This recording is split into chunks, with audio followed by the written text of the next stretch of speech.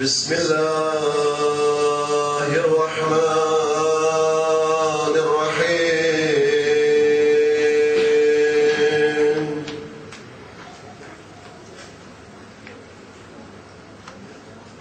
الحمد لله رب العالمين،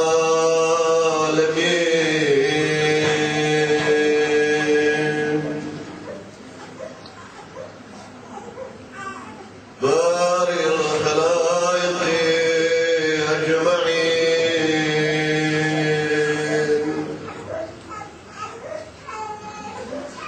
ثم الصلاة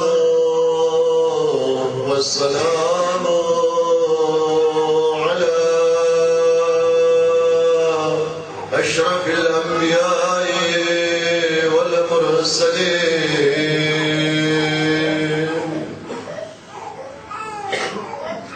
سيدنا وحبيبنا أبي القاسم المصطفى محمد، اللهم صل على محمد وآل محمد، وعلى أهل بيته الطيبين الطاهرين المعصومين.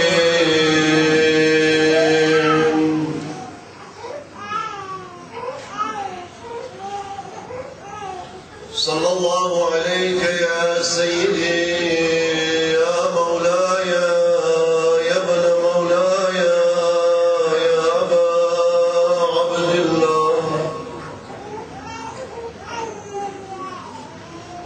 صلى الله عليك يا ابن رسول الله، روحي وجسمي وأرواح العالمين لك الفداء يا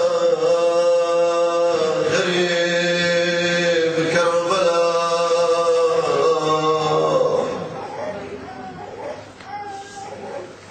صلى الله عليك يا رسول الله، عظم الله أجورك يا حبيب الله، عظم الله أجورك بمصيبة ولدك الحسين. صلى الله عليك يا أمير المؤمنين،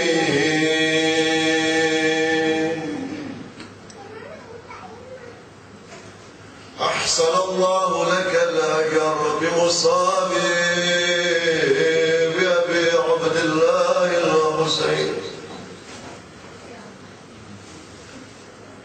صلى الله عليك يا قرة عين الرسول ويا أم الحسن والحسين، عظم الله أجورك بمصاب ولدك الحسين. صلى الله عليك يا أبا محمد حسن بن علي، أحسن الله لك الأجر بمصاب أخيك الحسين. صلى الله عليكم يا أئمة الهدى، صلى الله عليكم يا أئمة الهدى من أولاد الحسين، أحسن الله لكم العزاء بمصيبة جدكم الحسين. صلى الله عليك يا خليفة الرحمن ويا إمام الإنس والجان ويا الزمان أحسن الله لك العزاء في جدك الحسين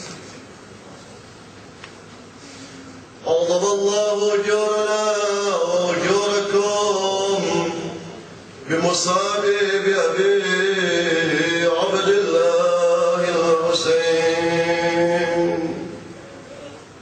وقال نبينا وحبيبنا محمد اللهم صل على محمد وآل محمد حسين مني وأنا من حسين.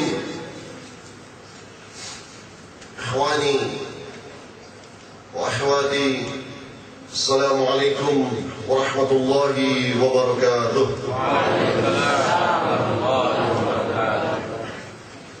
Allah yang telah mengumpulkan kita di tempat yang penuh dengan keberkahan ini di malam Gemilad kelima di bulan Muharram. Allah yang telah mengumpulkan kita di saat-saat tidak seluruh manusia mendapatkan kesempatan seperti ini, sehingga sudah menjadi keharusan bagi kita untuk bersyukur kepada Allah dengan inayah serta lutufnya Al-Imam Al-Mahdi radhiyallahu ta'ala farajahu syarif. Kita semua bisa berkumpul di dalam majlis azab, di dalam majlis Ashura, di dalam majlis malam-malam Muharram, di dalam majlis madrasah Karbala, majlis yang selalu diratapi oleh para malaikat Allah, majlis yang selalu ditangisi oleh makhluk-makhluk Allah Subhanahu wa ta'ala, majlis yang bukan hanya diperingati oleh kita sebagai para pecinta Aba Abdullah al-Husain setelah terjadi Karbala, akan tetapi majlis-majlis ratapan dan tangisan kepada Aba Abdullah adalah majlis yang jauh hari sebelum terjadi Karbala sudah diperingati dan diadakan oleh para Nabi Allah, oleh para Rasulullah sallallahu alaihi wa alihi wassalam, oleh para anbiya Allah, oleh para malaikat Allah Subhanahu wa ta'ala, oleh Nabiullah Nuh, oleh Nabiullah Ibrahim, oleh Nabiullah Isa, Nabiullah Ismail, dan seluruh para Nabi Allah Subhanahu wa ta'ala jauh hari sebelum terjadi Karbala 61 Hijriah. Majlis ratapan dan tangisan untuk putra daripada putri Ar-Rasul sallallahu alaihi wasallam sudah pernah diadakan. Mereka manusia-manusia teladan pilihan Allah meneteskan air mata karena kesedihan dan derita dan musibah yang dialami oleh Aba Abdullah al-Husain beserta keluarga dan para sahabatnya yang setia di Sahara Karbala. Sebagai satu contoh kita bisa ambil di mana di dalam riwayat dikatakan bahwa lamma yatufu Adamu alaihi salatu wassalam fil ardh, ketika Nabi Allah Adam alaihi salatu wassalam diturunkan ke muka bumi Allah Subhanahu wa ta'ala, kemudian Adam bertawaf di muka bumi Allah Subhanahu wa ta'ala. Ketika berjalan Adam alaihi salatu wassalam, kemudian kakinya terpeleset sehingga mengeluarkan darah. Saat mengeluarkan darah kakinya, farata'a ra'sahu ila as-sama', Adam alaihi salatu wassalam mengangkat kedua tangannya ke langit dan tenadah wajahnya ke Allah, kepada Allah Subhanahu wa ta'ala sambil berkata, Ilahi, hal hadatha dhanbun akhar fa'aqabtani? Ya Allah, apakah ada dosa yang aku lakukan lagi sehingga engkau memberikan cobaan lagi dan memberikan ujian lagi kepadaku dengan terplesetnya kakiku sehingga mengeluarkan darah? Fa'awha ilaihi Allah Subhanahu wa ta'ala, Allah memberikan wahyu kepada Adam dan menjawabnya, La, kata Allah Subhanahu wa ta'ala, walakin yuqtalu fi hadzal ard waladuka al-Husain alaihi salatu wassalam. Akan tetapi kata Allah Subhanahu wa ta'ala, akan terbunuh di atas muka bumi yang engkau sekarang ini pijakkan wahai Adam, yaitu di tempat Karbala. Waladukal Husain, putramu Aba Abdullah al-Husain alaihi salatu wassalam. Kemudian Adam alaihi salatu wassalam bertanya, famanil qatil ya ilahi, siapa yang akan membunuhnya ya Allah? Allah menjawab, innahu Yazid fal'anhu, sesungguhnya dia adalah Yazid dan laknatlah dia. Adam pun meneteskan air mata. Adam pun meneteskan air mata sampai dikatakan di dalam riwayat, air matanya menjadi sungai-sungai di muka bumi Allah Subhanahu wa ta'ala. Belum lagi para nabi-nabi yang lainnya, Nabiullah Nuh, Nabiullah Ibrahim, Nabiullah Ismail, dan para nabi-nabi yang lainnya.